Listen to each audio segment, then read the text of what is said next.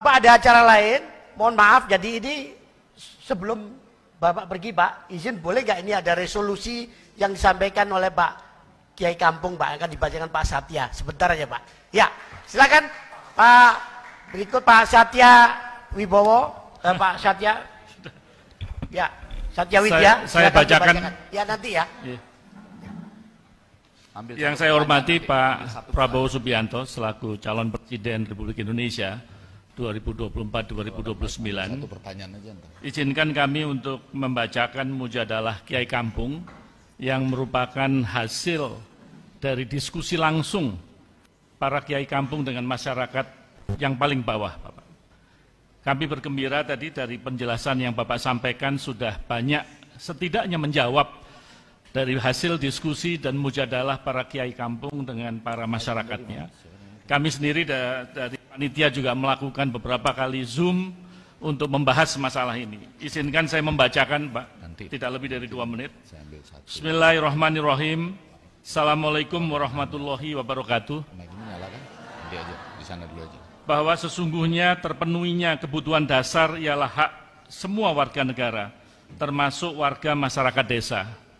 Hal ini sejalan dengan amanah konstitusi yang mewajibkan negara untuk memenuhi hak-hak dasar tersebut, berupa pendidikan, kesehatan, sandang, pangan, dan papan.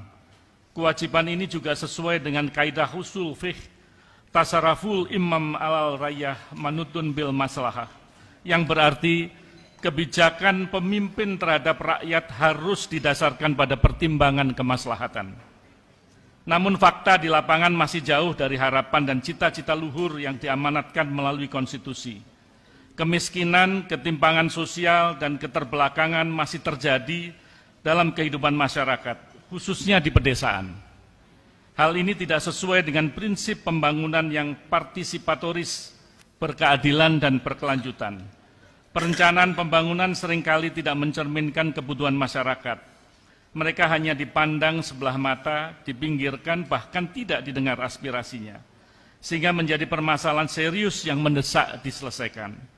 Oleh sebab itu, melalui majelis yang mulia ini, kepada para calon Presiden Republik Indonesia 2024-2029, Forum Mujadalah Kiai Kampung seluruh Indonesia menyampaikan resolusi sebagai berikut. 1.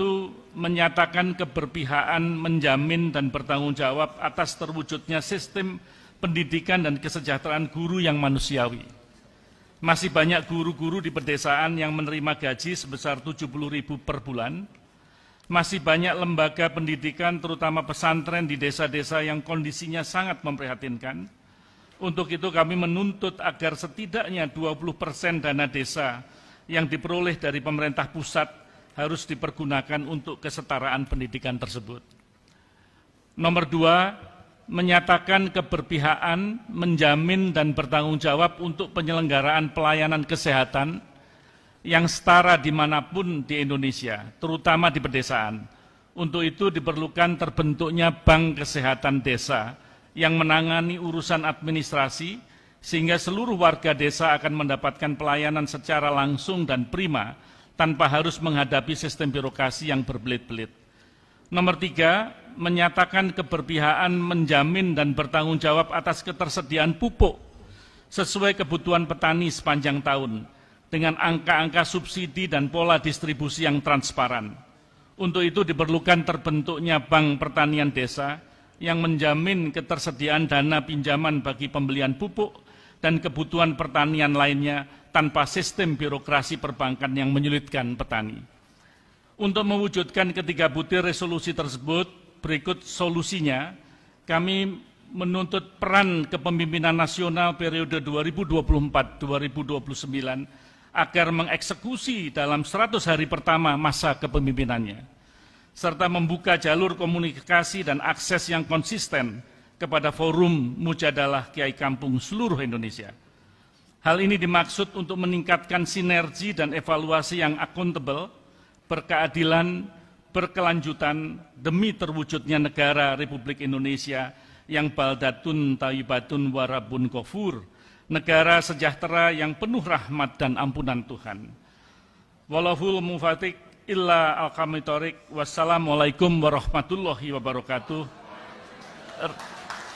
resolusi Kastil ditempatkan di Malang, ditandatanganin bersama dan seksama oleh Kiai Kampung seluruh Indonesia, Malang 4 Jumadil Awal 1445 Hijriah, 18 November 2023. Demikian Pak yang bisa kami sampaikan, mudah-mudahan bisa diterima dengan baik. Terima kasih. Oke, Bapak sekalian mohon maaf, karena Bapak Prabowo ini mau segera meninggalkan tempat karena jalan lain, jadi ini 2 pertanyaan. Bu, silakan Pak Effendi. Tes, ya. Satu yai dan satu nyai ya. Boleh ya?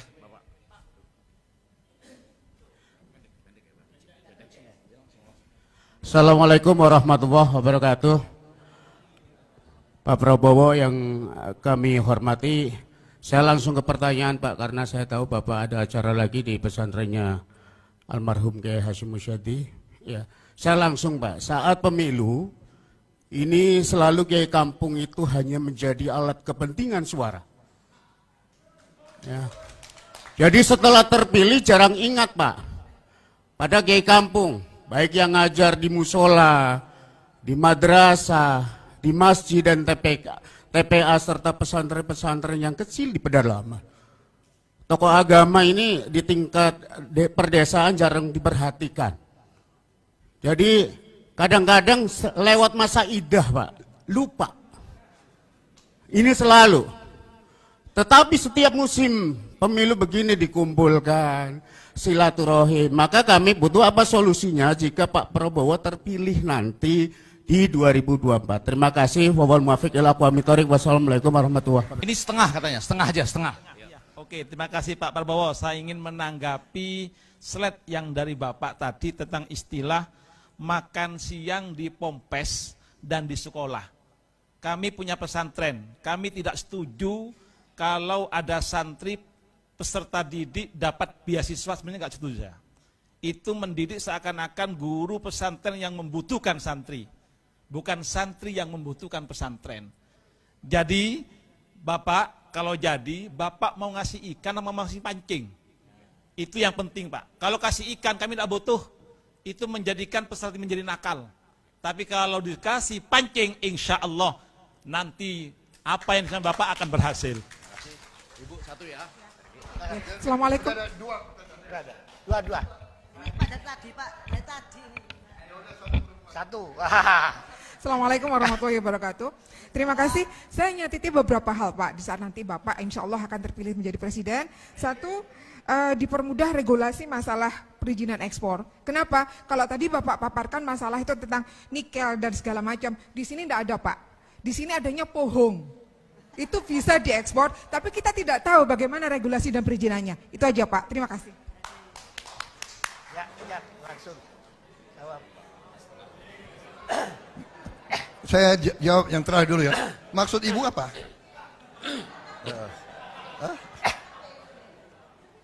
Iya.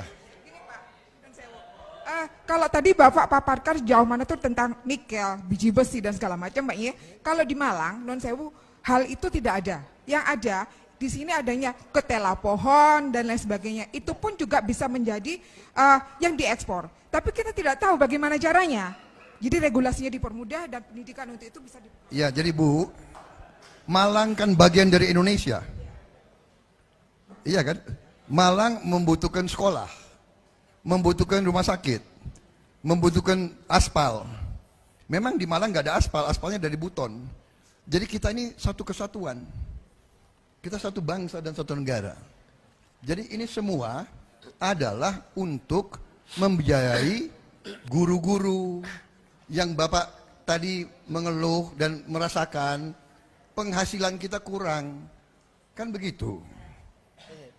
Bagaimana kita meningkatkan? Bapak tanya solusi. Solusinya adalah untuk meningkatkan penerimaan uang. Baru kita bisa perbaiki kondisi hidup guru, dokter, perawat, semuanya kita perbaiki. Kalau nggak ada penerimaan bagaimana? Kalau kekayaan kita mengalir terus ke luar negeri bagaimana? Ya Bu ya. Jadi saya mengerti. Ketela, singkong,